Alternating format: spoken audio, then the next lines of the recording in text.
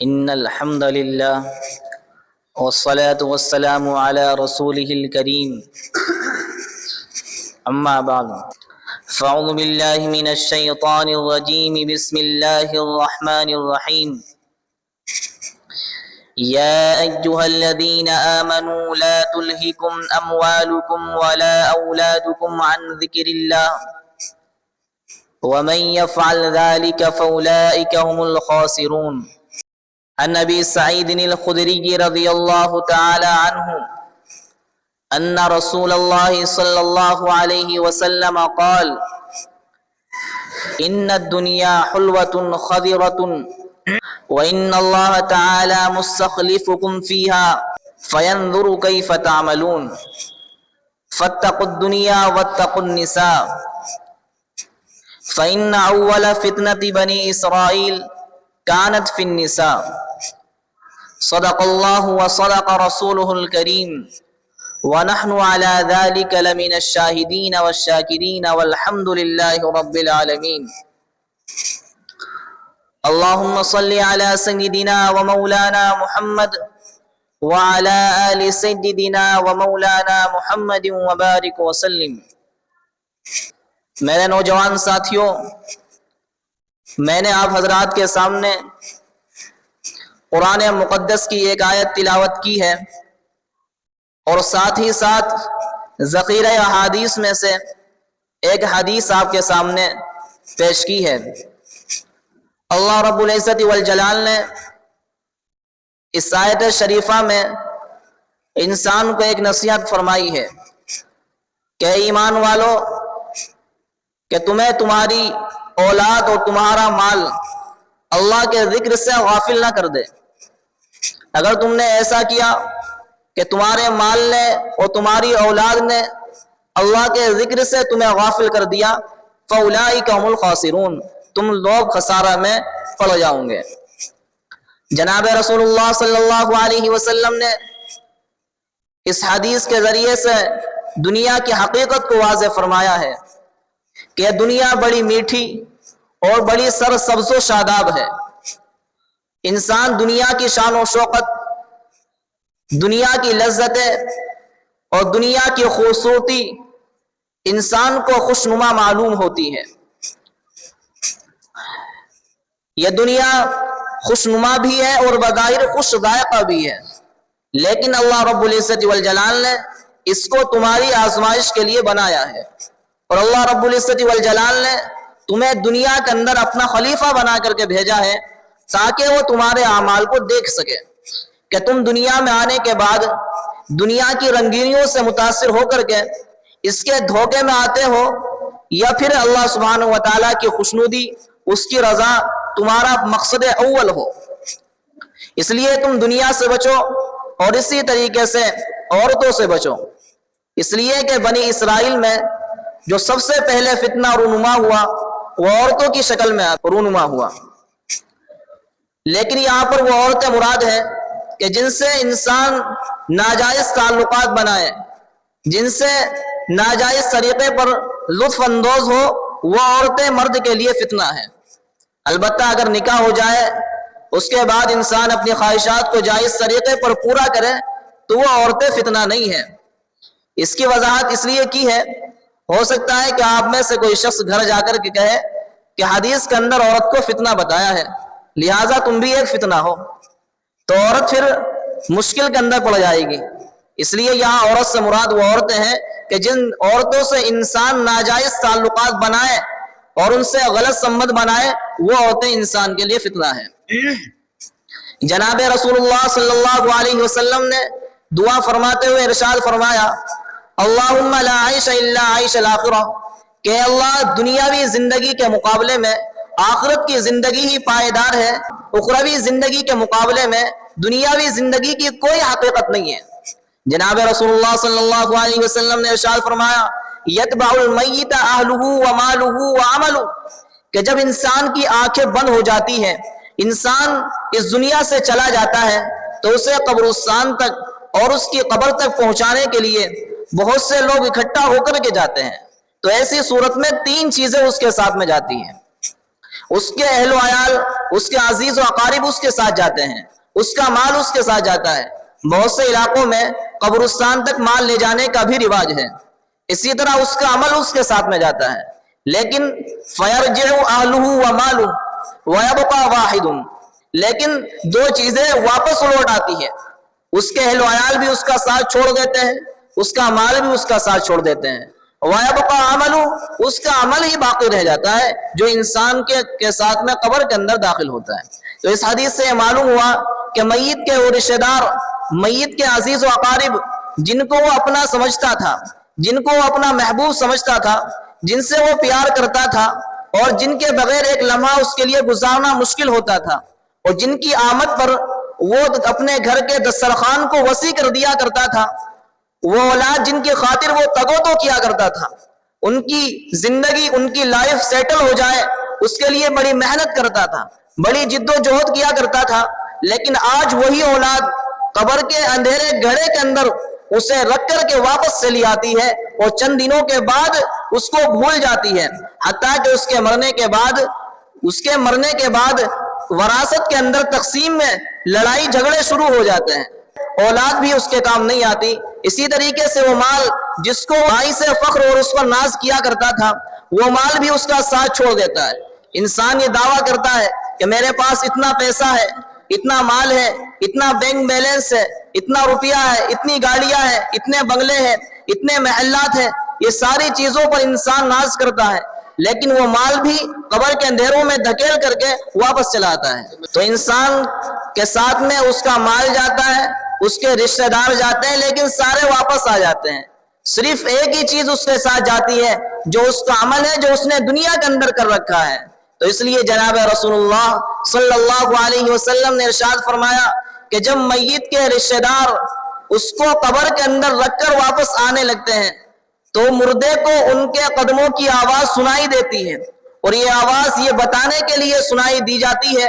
کہ وہی رشتہ دار جن پر تم بھروسہ کرتے تھے، جن پر تم پیسہ لٹایا کرتے تھے، جن کے ساتھ تم صبح و شام رہا کرتے تھے، جن کی مجلسوں کے اندر تم بیٹھ کر کے گپے اور ٹھٹے اور مذاق بنایا کرتے تھے، آج وہی رشتہ دار، وہی یار، وہی عزیز و اقارب تمہیں دنیا سے الوداع کہہ کر کے قبر کے گڑھے کے اندر اتار کر کے واپس چلے آتے ہیں۔ نہ مال کام آتا ہے، نہ پیسہ کام آتا ہے، نہ رشتہ دار عزیز و اقارب کام آتے ہیں، سارے کے سارے دنیا کے اندر ہی کام آتے ہیں، آخرت کے اندر کوئی ساتھ دینے والا نہیں ہے، سب قبر کے گڑھے کے اندر اتار کر کے چلے جاتے ہیں، صرف عمل ساتھ میں جاتا ہے۔ اگر اچھے اعمال کیے تو وہ عمل قبر کو روشن اور منور بنا دیتے ہیں۔ جناب رسول اللہ صلی اللہ علیہ وسلم نے ارشاد فرمایا کہ جب کوئی نیک بندہ قبر کے اندر رکھا جاتا ہے تو جنت کی کھڑکیاں کھل جاتی ہے، اس سے وہاں سرد ہوائیں، ٹھنڈی ہوائیں اس سے پہنچتی ہے، اور اس سے کہا جاتا ہے نم کنومت العروس الذی لا یقیم، کہ اس طریقے سے سو جا جس طریقے سے نئی نویلی دلہن تمام کاموں سے فارغ ہو کر کے سو جاتی ہے، اور اس کو اٹھانے والا کوئی نہیں ہوتا، صرف جو اس سے سب سے زیادہ قریبی ہوتا ہے وہ اس کو اٹھاتا ہے۔ لہٰذا اگر اچھے اعمال ہیں تو یہ قبر ہماری راحتوں کا پیش خیمہ بن جاتی ہے، اور اگر خدا نخواستہ اعمال کے اندر لاپرواہی ہے، برے اعمال ہے، تو قبر کا گڑھا یہ انسان کی تکالیف کا سلسلہ شروع ہو جاتا ہے، انسان وہاں پر عذاب کو محسوس کرنے لگتا ہے، جہنم کی کھڑکی کھل جاتی ہے، اور وہاں سے گرم گرم ہوائیں انسان تک پہنچتی ہے، جو تکالیف کا سلسلہ شروع ہو جاتا ہے۔ اس لیے جناب رسول اللہ صلی اللہ علیہ وسلم نے اس حدیث کے اندر اس بات کو کھولا ہے کہ جب وہ وقت آئے گا کہ انسان کو لوگ قبر کے اندر رکھ کر کے آ جائیں گے، اس وقت اس کے سامنے دنیا کی حقیقت واضح ہو جائے گی کہ دنیا کے اندر اپنا کوئی نہیں ہے، رشتہ دار نہیں ہے، عزیز و اقارب نہیں ہے، اولاد نہیں ہے، بھائی بہن سب ساتھ چھوڑ بیٹھے ہیں، صرف وہاں تو نیک اعمال ہی چلنے والے ہیں، لیکن اس وقت احساس ہونے کا کوئی فائدہ نہیں ہوگا، اس لیے کہ اچھے اعمال انسان چاہ کر بھی نہیں کر سکتا، جب لوگ اپنا برا انجام دیکھیں گے تو اللہ سبحانہ و تعالیٰ سے درخواست کریں گے کہ اللہ ہمیں ایک مہلت اور دے دیجیے، ہم دنیا کے اندر جا کر کے صدقات و خیرات کریں گے، اچھے اعمال کریں گے، نمازیں ادا کریں گے، اپنی دنیاوی زندگی کو آخرت کے لیے سنواریں گے۔ تو اللہ سبحانہ و تعالیٰ کی طرف سے اعلان ہوگا وَلَن يُؤَخِّرَ اللَّهُ نَفْسًا إِذَا جَاءَ أَجَلُهَا، کہ جب اللہ سبحانہ و تعالیٰ کی طرف سے موت کا وقت مقرر ہو چکا ہے اور وہ وقت آ چکا ہے، اب کسی کو کوئی مہلت نہیں مل سکتی، کسی کو تاخیر نہیں ہو سکتی، خواہ وہ نبی ہو، ولی ہو، صحابی ہو، کوئی بھی شخص ہے، جب اس کی موت کا وقت آ چکا ہے اب اسے ایک سیکنڈ کی، ایک لمحے کی مہلت نہیں مل سکتی۔ اس لیے جناب رسول اللہ صلی اللہ علیہ وسلم نے ہمیں اپنے فرمان کے ذریعے سے سبق دیا ہے کہ انسان دنیا کے اندر رہتا ہوا آخرت کی تیاری کرے، موت کی تیاری کرے، اللہ سبحانہ و تعالیٰ کی رضا اور اس کی خوشنودی حاصل کرنے والے اعمال کرے۔ دنیا کی منفعت ہے، دنیا کی لذت ہے، دنیا کے کاروبار، اولاد، بیویاں، یہ سب کچھ دنیا کے اندر رہ جائے گا، صرف اعمال صالحہ کا سکہ چلنے والا ہے۔ جناب رسول اللہ صلی اللہ علیہ وسلم نے ارشاد فرمایا من احب لقاء اللہ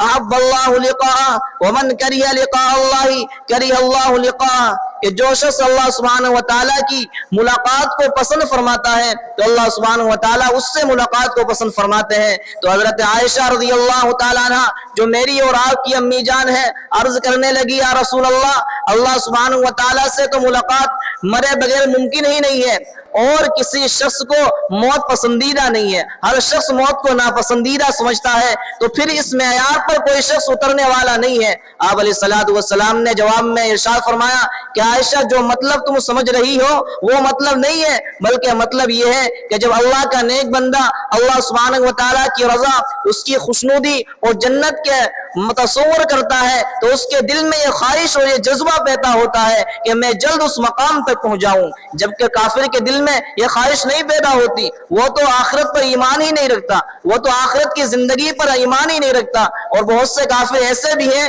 جو آخرت پر ایمان تو رکھتے ہیں لیکن انہیں جہنم کا خوف ستایا ہوتا ہے کہ مرنے کے بعد معلوم نہیں کیا بنے گا، ان کے سامنے خطرہ منڈرا رہا ہوتا ہے، اس لیے وہ لوگ اللہ سبحانہ و تعالیٰ کی ملاقات کو ناپسند فرماتے ہیں۔ اس لیے جن لوگوں کے دلوں میں اللہ سبحانہ و تعالیٰ کی معرفت ہے اور اللہ سبحانہ و تعالیٰ نے ان کے سامنے دنیا کو کھول دیا ہے، ان کا ذہن وطن اصلی کی طرف مائل رہتا ہے، وہ وطن اصلی کی طرف جانے میں اپنے دلوں کے اندر اشتیاق پیدا کرتے ہیں۔ حضرت مولانا غفر حسین صاحب نور اللہ مرقدہ جو بڑے درجے کے ولی ہیں، ان سے شخص ان کی داڑھی سفید بال کو دیکھ کر کے کہنے لگا کہ حضرت آپ بوڑھے ہو چکے ہیں، آپ کی داڑھی کے بال سفید ہو چکے ہیں۔ تو حضرت کہنے لگے کہ وقت قریب آ رہا ہے، منزل قریب آ رہی ہے، وطن اصلی کی طرف جانے کا اشتیاق اور انتظار ہے۔ تو اللہ کے جو نیک بندے ہوتے ہیں ان کے دلوں میں اللہ سبحانہ و تعالیٰ کی ملاقات کا جذبہ ہوتا ہے، لیکن اس کا یہ مقصد نہیں ہے کہ انسان دنیاوی زندگی سے دور چلا جائے،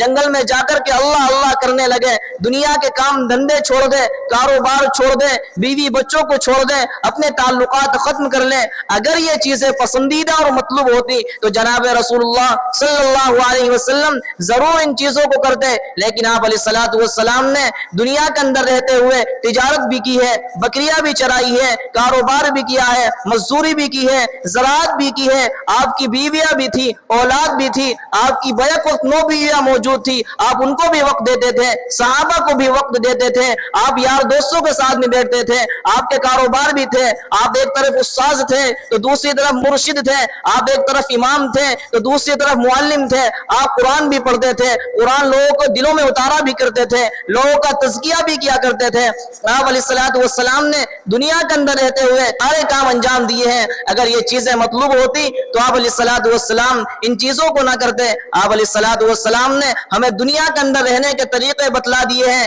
کہ دنیا کے اندر رہنا ہے، دنیا کی ضرورت کو بھی پورا کرنا ہے، لیکن اس دنیا کے اندر انہماک پیدا نہیں کرنا کہ صبح سے لے کر شام تک، شام سے لے کر صبح تک دنیا دل و دماغ کے اندر چل رہی ہے، دماغ پر دنیا مسلط ہے، آخرت کی کوئی فکر نہیں ہے، موت کی کوئی فکر نہیں ہے، موت کی کوئی تیاری نہیں ہے، 24 گھنٹے دنیا ہمارے دل و دماغ پر چل رہی ہے۔ اگر کسی شخص کے اندر 24 گھنٹے دماغ پر یہی چل رہا ہے کہ دنیا کس طرح کما لوں، کس طریقے سے پیسہ زیادہ کر لوں، کس طریقے سے عزت حاصل حاصل ہو جائے, شہرت حاصل ہو جائے, مال زیادہ ہو جائے, تو اس کا مطلب یہ ہے کہ انسان دنیا کے اندر زیادہ منہمک ہو رہا ہے, آخرت کی کوئی فکر نہیں ہے. اس لیے دنیا کی ضرورت بھی ہے, اور دنیا کے اندر زندہ رہنا ہے تو پیسہ بھی چاہیے, کھانے پینے کے اسباب بھی چاہیے, پہننے کے لیے کپڑا بھی چاہیے, اولاد اور بیوی بچے بھی چاہیے, کاروبار بھی چاہیے, ساری چیزیں دنیا کی ضروریات کے اندر ہے. لیکن یہ دنیا کی ضرورت اتنی بڑی ضرورت نہیں ہے کہ ہم 24 گھنٹے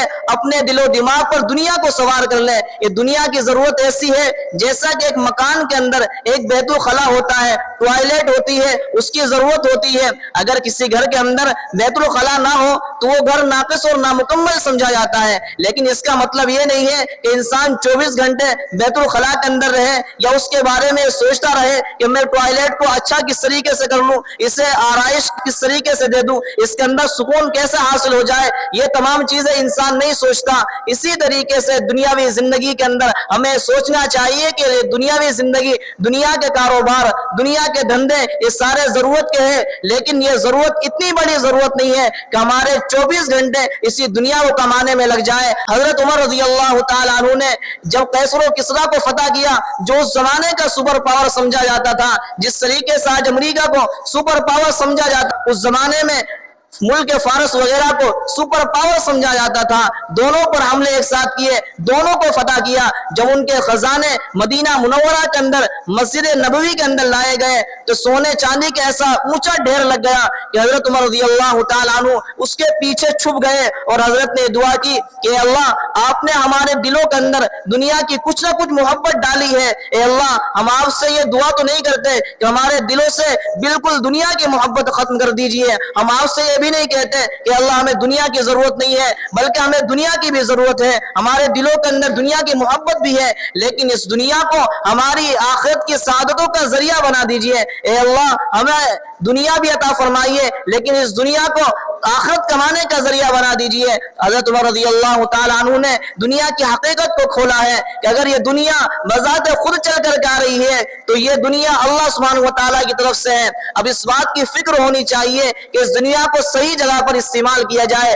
غلط طریقے پر استعمال نہ کیا جائے. اور اس کام کے لیے دو چیزیں ضروری ہوتی ہے. اس بات کا عہد کرنا ہوگا کہ جو بھی چیز دنیا کی آئے, جو بھی چیز دنیا کی آئے وہ حلال طریقے سے آئے, حرام طریقے سے نہ آئے. کپڑا حلال طریقے سے آئے, کھانے پینے کی اشیاء حلال طریقے سے آئے, حرام طریقے سے نہ آئے, سود کے ذریعے سے نہ آئے, رشوت کے ذریعے سے نہ آئے, جھوٹ کے ذریعے سے نہ آئے, دھوکہ دھڑی کے ذریعے سے نہ آئے, کسی کی دل آزاری کر کے دنیا ہمارے پاس نہ آئے. اگر کسی شخص نے سود لیا ہے, سود دیا ہے, اللہ سے توبہ کر لے, اللہ سے استغفار کر لے کہ اللہ آئندہ نہ سود لوں گا, نہ سود دوں گا. اگر تجارت کے اندر جھوٹ بولا ہے, اللہ سے توبہ کر لے کہ اللہ آئندہ جھوٹ نہیں بولوں گا, سچائی اور امانت داری کے ساتھ میں تجارت کروں گا. ملازمت کے اندر کٹوتی کی ہے, اللہ سے توبہ استغفار کر لے, اے اللہ جتنا وقت ملازمت کو دینا تھا اتنا وقت دوں گا, جو بھی پیسہ میرے پاس آئے گا حلال طریقے سے آئے گا. اور جو شخص عامل بن کر کے کی جیبوں کو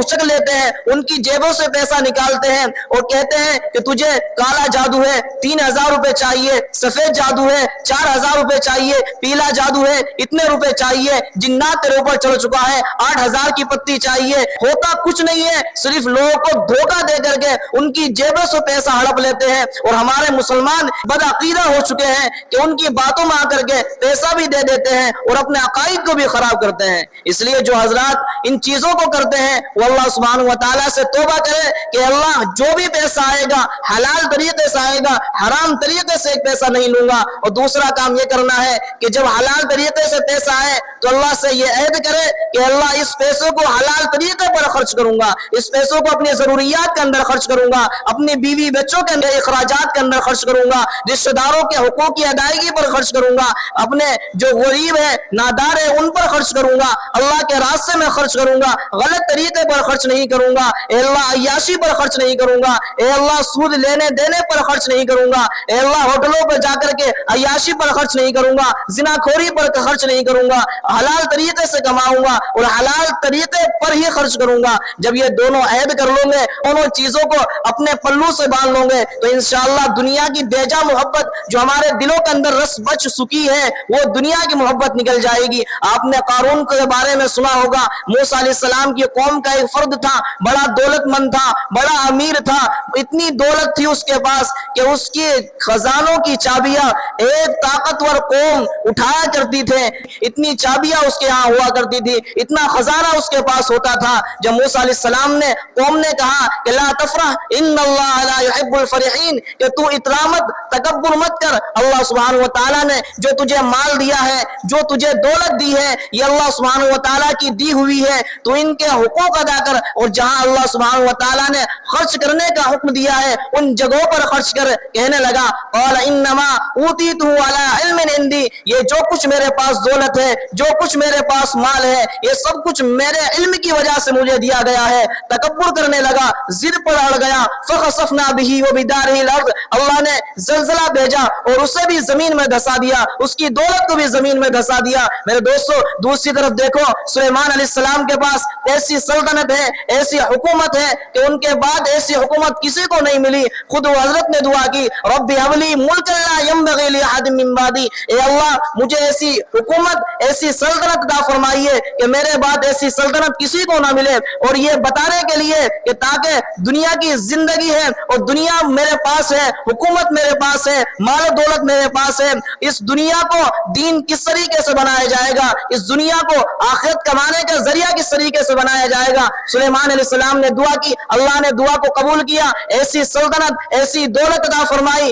کہ ایسی سلطنت ان کے بعد نہ تھی. ان کی سلطنت جنات پر تھی, ان کی سلطنت انسان پر تھی, چرند پرند درند پر, ہواؤں پر, سب پر سلطنت تھی, لیکن اس کے بعد بھی سینہ تنا ہوا نہیں ہے, گردن اکڑی ہوئی نہیں ہے, بلکہ اللہ سبحانہ و تعالیٰ کے دربار میں کہتے ہیں رب اوزعنی ان اشکر نعمتک التی انعمت علی, اے اللہ آپ نے جو مجھے دولت عطا فرمائی ہے, آپ نے جو انعامات کی مجھ پر بارش کی ہے, اے اللہ مجھے ان پر شکر گزاری کی توفیق عطا فرما دیجئے. آپ فرق دیکھیے, دولت قارون کے پاس بھی تھی, دنیا قارون کے پاس بھی تھی, دنیا سلیمان علیہ السلام کے پاس بھی تھی. قارون کی دنیا نے اسے دنیا کے اندر بھی ذلیل کیا, آخرت کے اندر جہنم کا مستحق بنا دیا. اور دنیا سلیمان علیہ السلام کے پاس بھی تھی, لیکن ان کی دنیا نے دنیا کے اندر بھی پیغمبری دلوائی, سلطنت دلوائی, اور آخرت کے اندر جنت الفردوس میں اعلیٰ مقام عطا فرمایا. اس لیے میرے دوستو یہ دنیا اور یہ دین زاویہ نگاہ کی تبدیلی کا نام ہے. دنیا دنیا ہے, لیکن